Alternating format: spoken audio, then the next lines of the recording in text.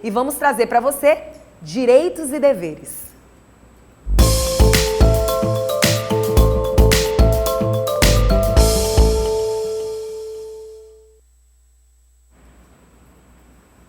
Muito bom, né, gente? No Direitos e Deveres de hoje, nós vamos estar falando sobre um assunto que muita gente, às vezes, procura saber e fica muito preocupado porque não entende. Ou, muitas vezes, tem dúvidas. E é claro que a gente trouxe uma especialista para falar sobre esse assunto, uma profissional que veio tirar as nossas dúvidas e as suas dúvidas. A partir de agora, coloca o telefone aí para contato da nossa produção. Você pode mandar as suas perguntas. Nós vamos colocar as suas perguntas no nosso telão para que a nossa profissional possa dar as respostas necessárias para você ficar sem dúvida, pelo menos ficar mais tranquila sobre o assunto. Agora, nós vamos conversar com a advogada Eliane Maria, que vai nos tirar dúvidas sobre aposentadoria por idade e por contribuição. Tudo bem, minha querida? Tudo bem, Vanusa? Seja muito bem-vinda ao nosso programa, tá? Obrigada. É uma dúvida constante, né? A gente já começa logo explicando a diferença de cada um. Certo. Olha só. Antes da reforma, né, da Previdência que ocorreu aí com a Emenda Constitucional 103, né, de 2019, tínhamos a aposentadoria por idade e tínhamos também a aposentadoria por tempo de contribuição, né? Com o advento dessa Emenda Constitucional, passou-se a ter, né, tirou-se, né, extinguiu-se a aposentadoria por tempo de contribuição e foi instituído 4 regras de transição, né? E essas regras, porque antes nós tínhamos o quê? A gente tinha a idade, né, para poder se aposentar por tempo de idade e por tempo de contribuição. Esses requisitos não eram cumulativos, hoje eles são cumulativos, né? Além de você ter a idade, você precisa ter o tempo mínimo de contribuição para o INSS.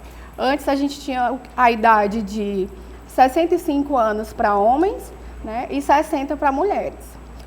Com o quê? Com a contribuição, a exigência mínima de 180 contribuições, que aí vai dar mais ou menos 15 anos. Né? Então, completou a idade, tinha a carência de 180 contribuições, o segurado poderia ir lá no INSS ou pelo 135 e requerer a sua aposentadoria.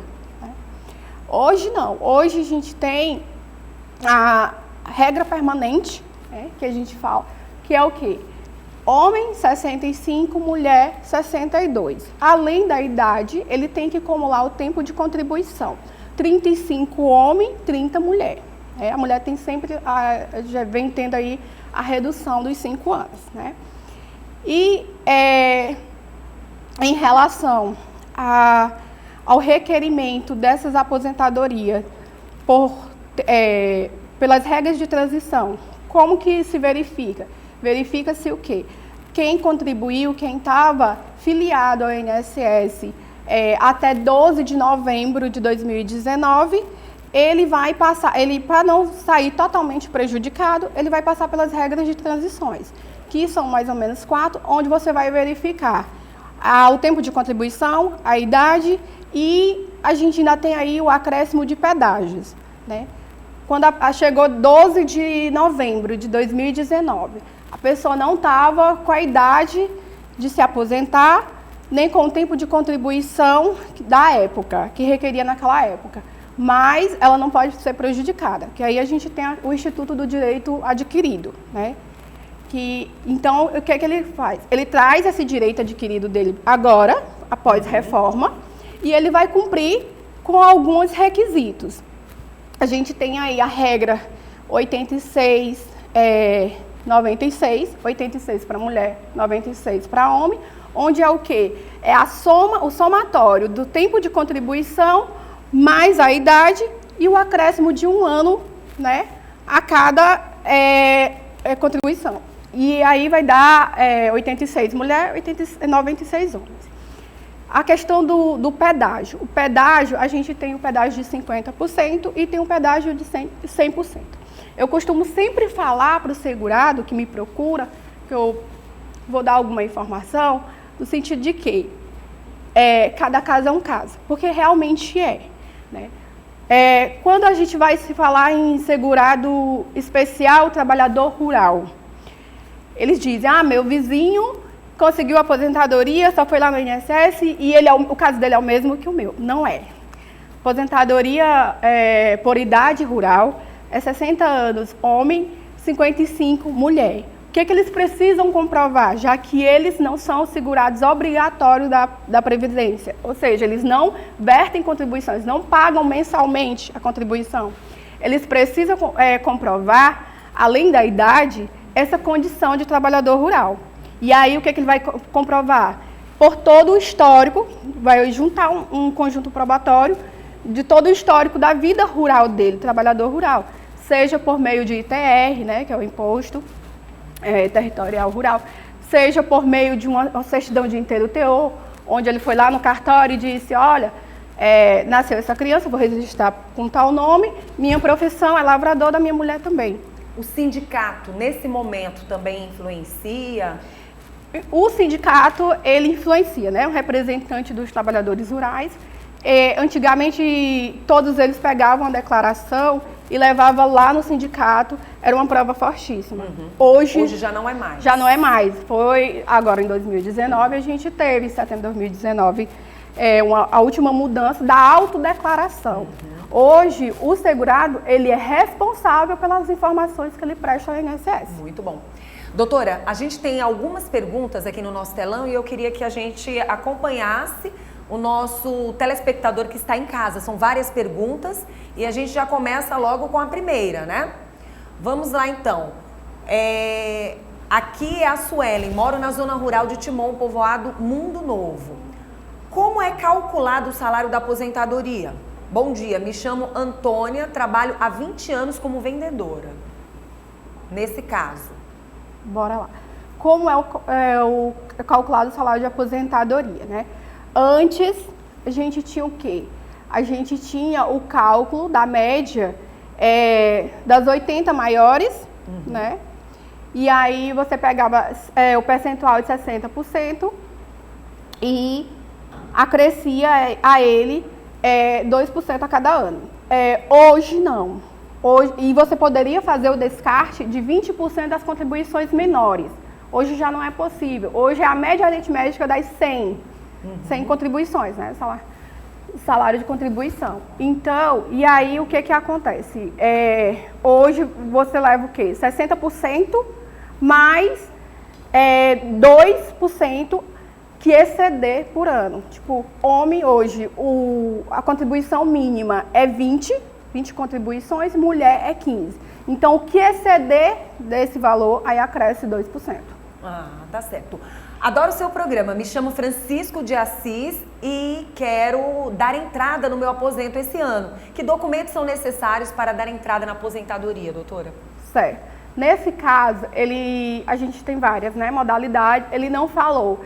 O que eu posso classificar aqui, temos a aposentadoria rural, né, por idade, que nesse caso ele vai juntar certidão de nascimento ou casamento, a depender do estado civil dele, os documentos pessoais, RG, CPF, carteira de trabalho, o CTPF é imprescindível nos dois requerimentos, tanto urbano como rural, título de eleitor, né, e a autodeclaração, ele não pode esquecer jamais da autodeclaração, e todo o conjunto probatório que demonstra que ele é um trabalhador rural. Em relação ao segurado urbano, que aí ele veste contribuições, seja como o contribuinte individual, seja facultativo ou empregado, ele não vai precisar, ele não é responsável pelo recolhimento, né? Quem é responsável aí é o empregador. Então, o que ele vai juntar para comprovar, além dessa documentação pessoal que eu já falei, de início para aposentadoria rural? Ele vai precisar juntar todas as carteiras de trabalho. E aí a gente chama a atenção que hoje a gente não está tendo mais aquele atendimento nas agências do INSS presencial, onde o servidor estava lá para poder orientar, para poder dizer, olha, isso aqui não está conforme o que eu preciso, e ele está fazendo, o segurado está fazendo isso pelo meu INSS digital, que é o aplicativo, né, que foi lançado aí pela Seguridade Social, pelo INSS, para poder estreitar os laços com o segurado. Então, ele vai juntar tudo de forma bem legível, que pode ser por meio de foto, arquivo JPEG, o PDF. Aí ele tem só que se atentar como que eu posso dizer? Está bem nítido, né? A qualidade do documento. Né? Dos documentos. Exatamente. Agora, doutora, outra coisa que me chama a atenção, relacionada ainda a esse assunto. Quando você fala de carteira profissional, eu digo isso porque dentro da minha família aconteceu esse fato, que foi luta. A questão da foto da primeira página, praticamente, não sei se é a primeira, segunda página, não me recordo, da carteira profissional que vem com a foto. Se caso a pessoa perder, for rasurado, for arrancado, isso é um problema também, né? É um problema. Só que o que acontece? Hoje você cria uma certa dificuldade, né? Exatamente. A gente tem outros meios de resolver essa questão, né? A gente pode estar resolvendo por meio de um registro de um boletim de ocorrência, retirada de um outro, porque esses dados, hoje eles estão lá de forma mais com a tecnologia mais avançada. Mas para quem é de muitos e muitos anos atrás, rasurado ou perdida aquela folha com a foto seria um problema gigantesco, porque não se arquivou muitas vezes. Mas hoje até que a tecnologia já trabalha de uma forma mais precisa, né? Inclusive a CTPS, a carteira de trabalho hoje, ela é digital, né? A mesma senha que você acessa o meu INSS aplicativo, é o sistema Gov, você acessa a carteira digital. E em tese, todas essas informações da carteira de trabalho, que é o que vai importar para o INSS, né? Nem tanto a identificação, mas a identificação e o que tem lá anotado, né? Que tem registrado, é para ele estar no CNIS, que é o Cadastro Nacional de Informações Sociais. Né? Então, que é por lá que o INSS vai puxar, vai verificar inicialmente se aquele segurado que pediu o benefício tem direito ou não. Isso chama até atenção também para aqueles funcionários, para aquelas pessoas que passam uma vida inteira nem sequer olhando para sua carteira, né? É importante que ele saiba também o que foi anotado, o que foi realmente informado ali na carteira, para que ele não venha ter surpresas na época da aposentadoria, né? Também. Porque tem gente que se anula de ver a sua carteira profissional, né? Isso, tem gente até que chega para mim e fala, o INSS tem que ter lá. Só o que acontece? A depender da sua relação de emprego, do seu trabalho, às vezes a pessoa trabalhou, entregou a carteira de trabalho para o empregador e o empregador não assinou. E aí ela teve que entrar com a reclamatória, com a reclamação trabalhista. Só que ela entrou com a reclamação, teve o vínculo reconhecido, teve todos os direitos garantidos, mas o INSS não foi informado. O que ele precisa? Precisa pegar todo o processo. É uma dor de cabeça. Isso. E dar juntada lá. Muito bom. Vamos agora para mais uma pergunta. Olá, Vanusa e doutora. Sou Joana Alves, aqui do Mafrense. Quais são as regras para se aposentar por tempo de contribuição? Ela até explicou no início, mas eu acho que ela já deve ter ouvido. Mas é interessante dar mais uma puxada, né? Tá. Eu vou falar aqui de forma geral, porque assim, para poder aplicar o caso dela, tem toda uma análise. Hoje a gente se vê muito falar em planejamento previdenciário, porque hoje isso é muito importante na vida do segurado, para evitar surpresa. Essas regras de transições que estão aí instituídas, elas são muito confusas, inclusive para os próprios doutrinadores, né? Então se prevê até que determinados termos dela, daqui a um tempo, vai ser modificado por lei. Então, o que acontece? O que ela precisa ter de imediato em mente, né? Por tempo de contribuição, ela vai precisar ter a idade, e aí vai se atentar, né? Como ela é mulher, para o tempo, que seria aí 62 anos, né? A idade e o tempo de contribuição, que é 30 anos. Tá certo. Olha, quando é possível aumentar o valor da contribuição? Sou Maislene de Timon. Tem como? Tem, né? Então, assim, pelo que eu estou entendendo, o que ela perguntou, ela deve ser uma contribuinte individual. Individual que pague todo mês. Isso, que aí a gente tem a alíquota de 7,5% até 14%. Vai depender da atividade que ela desenvolve, qual é o valor da remuneração dela e quando que ela quer contribuir, né? Até um salário mínimo é 7,5%. E aí, conforme as margens, a gente vai tendo aí o acréscimo de 9%, de 12%, de 14%. Até o teto do INSS, que é R$ 6.433,57. Relacionado à aposentadoria, o que vai valer? Quantos meses ou ano para que o último valor seja o valor aplicado na aposentadoria? Então, é como eu falei, antes da reforma, você pegava ali as 80 maiores. Certo. Isso, e aí em alguns casos tinha aplicação do fator previdenciário, né? Que é um coeficiente que ele vai levar em consideração a idade, o tempo de contribuição e a média de sobrevida, né? Que é uma média nacional e única, para homem e para mulher a mesma, e isso é verificado pelo IBGE. Tá certo. Olha, eu não sei se é uma pergunta que já foi passada, mas a gente dá continuidade. O que é o fator previdenciário usado para calcular a aposentadoria? Vou dar entrada minha este ano, tenho 62 anos, me chamo Francisca Maria e moro no Dirceu. Pronto. A gente verifica aí, quando ela fala aí da idade, que pelo menos esse requisito, a depender, né, do que está na lei, da regra permanente, ela já cumpriu a idade, 62 anos. A gente precisa verificar aí a contribuição. Sim. Em relação ao fator previdenciário, ele foi instituído, ele está lá no artigo 29 da Lei 8.213/91, que é a Lei de Benefício, inicialmente para inibir aquelas aposentadorias precoces, né?